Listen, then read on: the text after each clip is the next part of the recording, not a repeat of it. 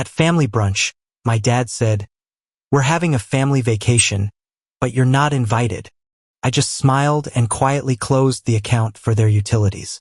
Later, they found out that I had withdrawn money from the family business. 6 days later, my dad desperately called me begging, "We need to talk." Then I received 3 calls from his lawyer. They finally crossed the line, and this time everything was going to change. It happened at one of those family breakfasts where everyone pretends they enjoy each other's company, but the air is thick with unspoken resentment. My parents do this thing where they act like the past never happened. Like all the subtle digs, the guilt trips, the rewriting of history didn't leave a mark. I used to play along mostly for the sake of my son. But that Saturday morning changed everything. We were sitting around the big oak table in their kitchen. The usual setup. Mom stacking waffles like it was a holiday. Dad sipping coffee with that smug calm he puts on when he's about to say something cruel, and my brother Matthew trying to keep his daughter entertained. I had my son with me and he was coloring quietly next to me, oblivious. Then without warning, my dad set his mug down and said, "We're going on a family vacation. All of us. But you're not invited." Nobody laughed because he wasn't joking. He didn't even try to justify it. No explanation, no context. Just dropped it like a stone in the middle of the table and waited for the reaction. There wasn't one, just awkward silence. Even my mom didn't try to soften the blow. She just passed the syrup to Matthew like nothing had happened. I didn't say a word, just looked at my son, still humming to himself, and knew I couldn't keep letting him grow up thinking this was how families worked. That you stay quiet, forgive everything, and keep the peace at your own expense. I smiled, pulled out my phone under the table, and paid the last of the business's utility bills. That was the final step. They didn't know it, but everything had already been set in motion. The flower shop downtown had always been mine. I opened it a decade ago after years of working in a miserable accounting job where every day felt like a slow death. The shop was my way out. I built it from nothing, handled every part of it myself, and grew it into something reliable, profitable. A place people came to for weddings, funerals, apologies, and celebrations. It became part of the neighborhood. About 3 years ago, I made a mistake. I let my parents help out. At first, it was a couple of shifts a week. Then, suddenly, they were showing up every day, giving opinions no one asked for, overriding my decisions, even introducing themselves to customers. Says the owners. I watched it happen. Watched them slowly try to turn my business into their little kingdom, and I let it slide because I always did. That morning, though, something shifted. I'd spent weeks preparing. I'd already changed the bank permissions, locked them out of the accounts, transferred every record to a private server. The $47,000 withdrawal they were about to discover. My salary, my profit, my business, fully documented, fully legal. 6 days after that breakfast, my phone started going crazy. First, it was my dad. Then a series of texts. "We need to talk. It's urgent." I didn't reply. Then came the lawyer. 3 missed calls, 1 voice message after another. I listened to the last one. His lawyer was clearly rattled. Something about needing to clarify the ownership structure. That was the moment I knew they'd finally looked at the paperwork. They weren't co-owners, never had been. They were listed as part-time employees. No equity, no authority, just 2 names on a payroll list I'd officially closed 3 days before. That night, I told my wife everything. She didn't ask why I waited so long or why I didn't do something sooner. She just said, "You don't owe them anything. You never did." She was right. For years, I let them talk down to me, control me, rewrite the truth. I played the beautiful son, kept the peace, swallowed my pride. All they saw was someone who never pushed back. They mistook kindness for weakness. That was over. They made this personal. Now it was my turn. The first call I answered was from my dad's lawyer. I figured it'd be better to deal with it directly than have them twist things more than they already had. He opened with pleasantries, trying to sound neutral, then shifted fast into asking questions he already knew the answers to. He said there was some confusion about the business structure, that there had been an understanding between me and my parents about shared ownership. I didn't argue. I just offered to send over the original registration, the payroll logs, the WTWS. I could practically hear him swallowing his words when he realized I had every document lined up and time-stamped. The call ended with a pause then. "I'll speak with your father." That was the last time his lawyer ever reached out. What followed over the next few days was a storm of family drama so absurd I couldn't have made it up if I tried. First, I started getting messages from extended relatives. My aunt from Arizona messaged me on Facebook asking what was going on. Then, a cousin I hadn't spoken to in 2 years sent me a weird voice memo about staying strong. My parents had started telling people I had gone behind their backs, stolen money, and kicked them out of a business they built together. According to them, I was ungrateful, unstable, and possibly involved in something illegal. My mom even hinted to one relative that I might have problems like mental health or addiction because, as she put it, "This isn't the William we know." I read all of it, laughed at some, blocked a few people, took screenshots of everything. Matthew, my brother, called one night and said he was getting texts too, mostly from Dad. Guilt-tripping stuff. Claims that I was destroying the family. Matthew didn't bite. He told me he was on my side, that he'd seen how bad it had gotten, but didn't want to stir things up. He offered to come by the house later in the week. I told him to come Saturday. That Saturday, I invited them all, my parents, my brother, and a few key employees who had been confused about the sudden changes. My wife helped set everything up. I kept it simple. Coffee, water, a few chairs in the living room. No fanfare. My parents showed up late. My dad looked furious. My mom acted like she'd just been wronged by the universe. Matthew sat by the window, arms crossed, quiet. Once everyone was seated, I laid it all out calmly, legally, clearly. I told them they were no longer part of the business. I explained that their access had been removed and that I had already found replacements. Their last paycheck had been withheld due to the damage they caused, which I could prove if they wanted to challenge it. The floors taking over my mom's duties had more experience, and I'd hired a proper accountant to clean up what my dad had been messing with. Then I told them they were free to live their own lives, that I wouldn't stop them from doing whatever they wanted, but they would no longer be doing it through my business, my money, or my time. They exploded. My mom started yelling that I was ungrateful, that she'd sacrificed everything for me. My dad called me a traitor. Then they turned to Matthew, asking if he was really just going to sit there. Matthew stood up and said, "Well, built that shop, not you." I was just waiting for him to realize it. My son, who'd been in the next room playing, walked in during the shouting. He froze when he saw my dad's face. His little hands clutched the doorway, not sure what to do. My wife picked him up and carried him back without a word. That was it for me. I told them it was time to leave. They stormed out. My mom muttering threats about how everyone would hear the real story. My dad didn't say anything on the way out, just slammed the door behind him. That night, when we got home from dinner, I found all 4 tires on my car completely flat, slashed. I didn't even need to guess who did it. I called my dad, told him if he ever came near my house or my family again, I'd involve the police. Told him I had security footage. He went silent. I didn't press charges, but I didn't pay them their last salary either. I considered it a refund for years of damage. After the tire slashing, I didn't hear from them directly. Not a call, not a text, not even a half-hearted attempt to smooth things over. Just silence, which would have been fine, except silence wasn't really their style. Instead, they took it public. My cousin Marlene was the first to send me a screenshot.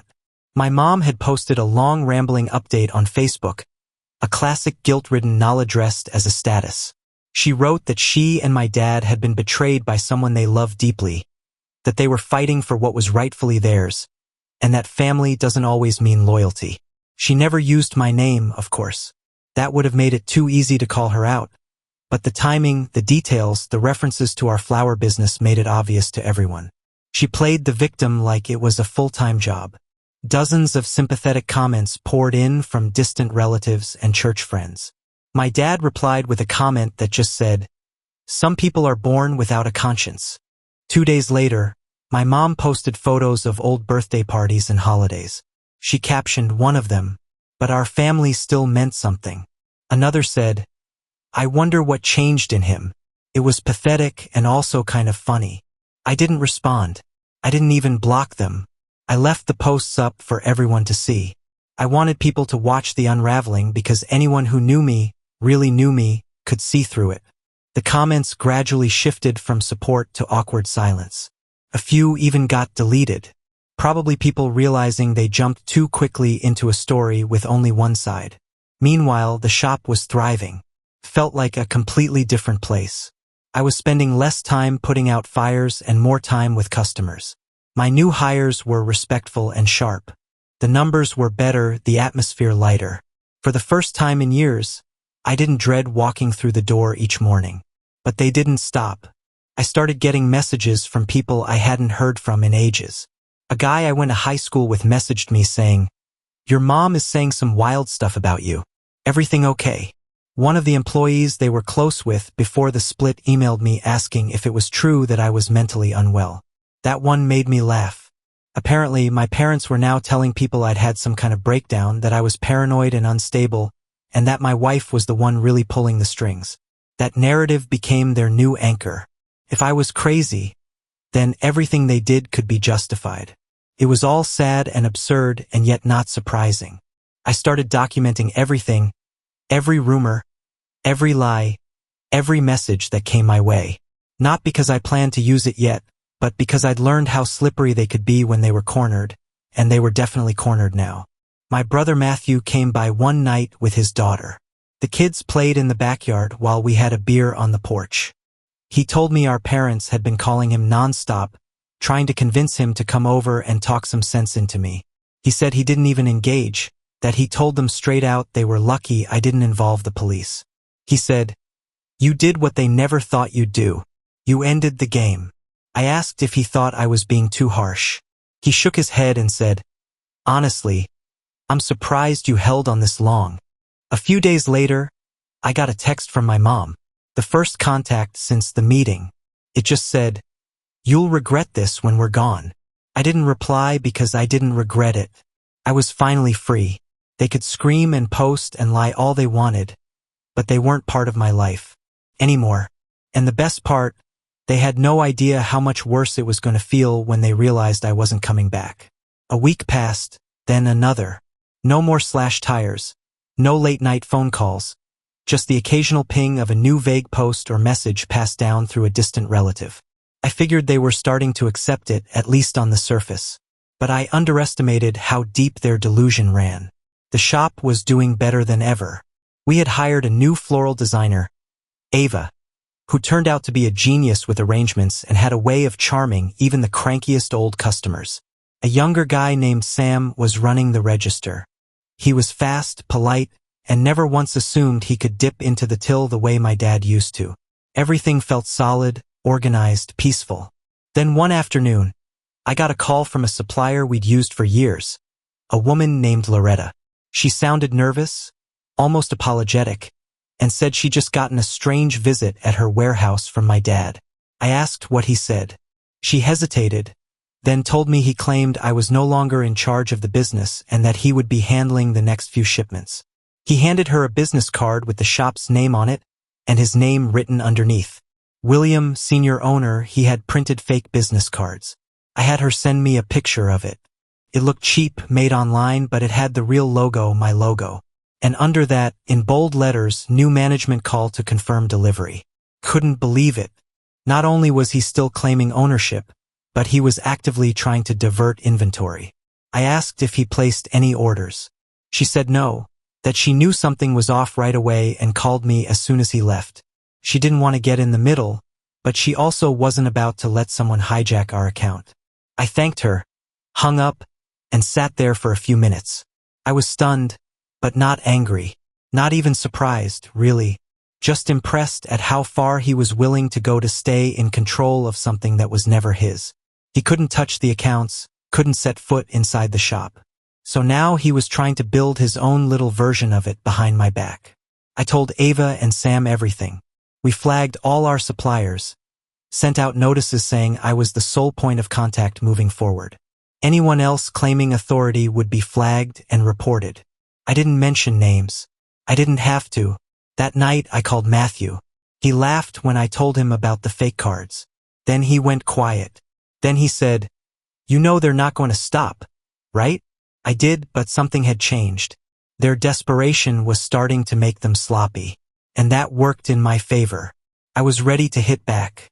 Not with lawyers, not with cops, though. I still had that tire footage saved in 3 places. Instead, I decided to hold a quiet event at the shop.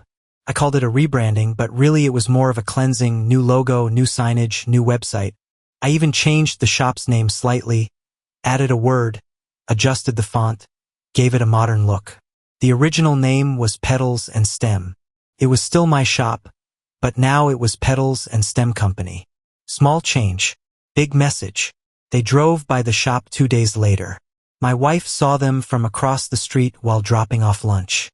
My dad didn't get out of the car, just sat there staring through the windshield. Later that evening, a neighbor texted me, "Did you know your parents handed out flyers downtown today? Something about opening a new floral shop nearby." So that was their next move. They were going to try and copy me, but I wasn't worried because I had something they didn't. The truth, the customers, the reputation, and the team, and my next move was going to be permanent. I knew they were planning something the moment I heard about the flyers, but I didn't expect them to go as far as renting a pop-up space just 2 blocks away from my shop. They opened it quietly with no real signage, just some taped-up photos in the windows and a handwritten "flowers here." Signs stuck to the door. My mom was inside arranging wilted carnations like it was the grand opening of a flagship store. My dad stood out front, arms crossed, daring anyone to question it. I walked past once just to see it for myself. He didn't look at me. She didn't even blink. They were trying to mirror everything. The colors, the layout, even the prices. It was a bad imitation, like they were trying to copy a recipe they never understood to begin with. I didn't engage. I didn't need to. By that point, the suppliers had all been warned. Customers came into my shop asking if I'd opened a second location and laughed when I told them no. One woman said, "I went in and your dad told me you had been fired." I asked her what she said in return. She smiled and said, "I walked right out." The only person who still hadn't heard about any of this was my son. He was too young to understand, but he could feel the tension. He kept asking why Grandpa didn't come to his soccer games anymore, why Nana stopped baking cookies. We told him things were just different now, that sometimes people don't treat others the way they should. That weekend, I invited Matthew and his daughter over for dinner. I also invited my parents. I don't know what possessed me to do it. Maybe it was closure. Maybe it was strategy. Maybe I just wanted to say what needed to be said while everyone was in the same room. They showed up an hour late. My dad didn't look at me when he walked in. My mom gave my wife a fake smile, sat down, and started talking like nothing had happened, as if we'd all just had a small disagreement, and now it was time to move on. I didn't let it stretch.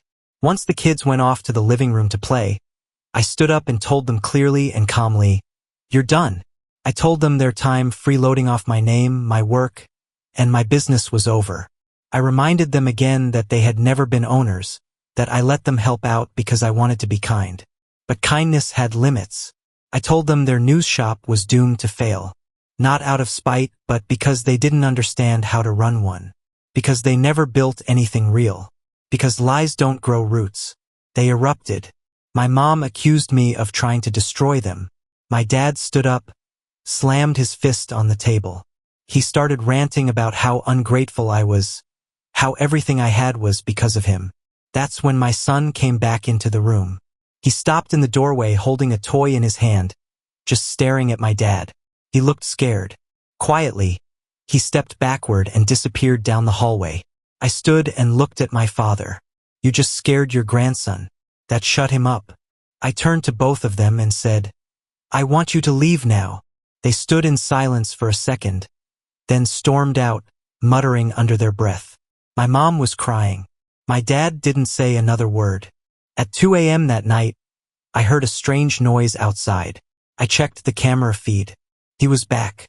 This time, not with a knife or a tool, but a giant jug of liquid. He poured something under my car, splashed it across the windshield, then ran off. I went outside to check it. Bleach. He'd poured bleach all over the paint job of my car. That was it. I called the police, sent them the footage, filed the report. The next morning, I sent him a message. Next time, I pressed charges. No reply, but the fake shop was closed by the end of the week. I didn't pay their last paycheck. I had 5 reasons not to. Property damage, fake business cards, slander, attempted fraud with the supplier, and now bleach. I found 2 new employees to take over the extra shifts. Both experienced, both grateful. Mather shared my last name. They didn't come near the shop again. But they weren't finished, at least not online. The next post from my dad's Facebook was a photo of them sitting alone in their kitchen with a caption that said, "You raise them, you give them everything, and in the end, they choose strangers over blood." The comments were full of pity. I turned off notifications. Let them scream into the void. I had my family, my business, my peace. They had Facebook, and I never felt lighter. It ended not with a fight, but with silence. The kind that lingers long after something breaks. The kind that doesn't feel threatening or unfinished. Just final. A week after the bleach incident, the fake shop 2 blocks down quietly closed.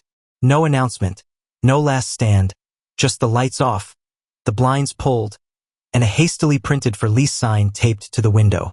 I stood across the street early one morning, coffee in hand, watching a man in overalls pull their fake flower racks onto the sidewalk and load them into a van. I didn't feel satisfaction. I didn't feel sad either. I felt done. My dad didn't retaliate. No more damage. No more threats. My mom's Facebook went quiet except for occasional shares of inspirational quotes about enduring heartbreak or the pain of betrayal. They stopped naming me. I stopped checking. Whatever they were doing now, they were doing it far from me. And that's exactly how I wanted it. Business at the shop was stronger than ever. Customers I hadn't seen in months returned. Some said they came back because it felt warm again. Others just nodded at me like they knew. Ava had taken full ownership of design and displays, and Sam had started managing the back office. I delegated more, worked less. I got to pick up my son from school without racing the clock. I got to have dinner with my wife without mentally going over budgets. Then one day, I came into the shop early and saw a small envelope on the floor just inside the front door. It had been slipped under overnight. My name was written on the front in stiff, awkward handwriting. My dad's. Inside was a photo. It was old. The 4 of us, me, my parents, and Matthew, standing outside the flower shop the day I opened it. We were all smiling genuinely. My mom was holding a bouquet. My dad had his arm around me. I looked tired but proud. No note, no message, just the photo.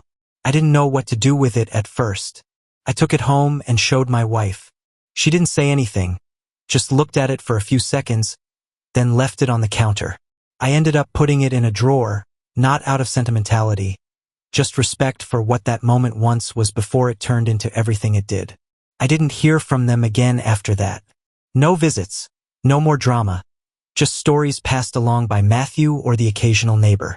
Apparently, my mom had started telling people they let go of the shop voluntarily to focus on their health.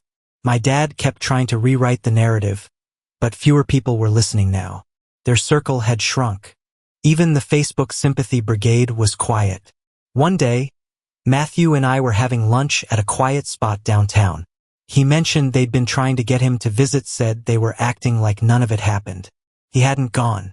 He just said, "You were right to shut the door." I asked him if he thought I'd gone too far. He paused, then said, "No, you gave them every chance. They blew it." That stuck with me. I used to wonder if I'd regret cutting them off. If someday I'd feel like maybe I should have tried one more time. But that moment never came. Because the truth is, I spent years trying, letting them in, explaining, defending myself, hoping they'd understand what they were doing. They never did. They just kept pushing, assuming I'd never push back. When I finally did, they didn't know how to handle it. So they blamed me, lied, sabotaged, played victims, and in the end, they lost. Not because I beat them, but because they couldn't imagine a version of life where I was strong enough to walk away. My son asked about them less and less. Eventually, he stopped mentioning them altogether. The few memories he had were already fading. He was happier now, calmer. He laughed more. My wife said the house felt lighter. And she was right. I took more time off. I started running again, cooking more, being present in ways I hadn't been in years. The business became less of a burden and more of a joy. I started remembering why I built it in the first place. Not for them, not to prove anything, but for me to have something of my own, something that grew slowly and beautifully, just like the life I was finally living. One night after we put our son to bed, my wife and I sat on the porch. It was quiet. No messages, no calls, just the wind and the soft creak of the swing. I looked over at her and said, "I think it's really over." She just smiled and said, "Good." And just like that, it was no big confrontation, no final showdown, just distance, truth, and peace. I didn't hate them, but I didn't need them either. I chose my family and I let go. That night on the porch, after she went inside, I stayed out a little longer. The air was cool, and the sky was clear, full of stars. I thought about everything that had happened. How much energy I had spent over the years trying to keep the peace with people who didn't know what peace was. I thought about how different things might have been if they just said thank you once instead of acting like I owed them everything. Then I thought about my son upstairs sleeping soundly in his bed. About how one day he'd grow up and maybe ask again about what happened with his grandparents. When that time comes, I'll tell him the truth. Not to turn him against them, but to show him that it's okay to walk away from people who don't treat you right, even if their family died. I finally got up, went inside, and locked the door behind me. For the first time in a long, long while, I felt completely safe in my own life, and that was enough.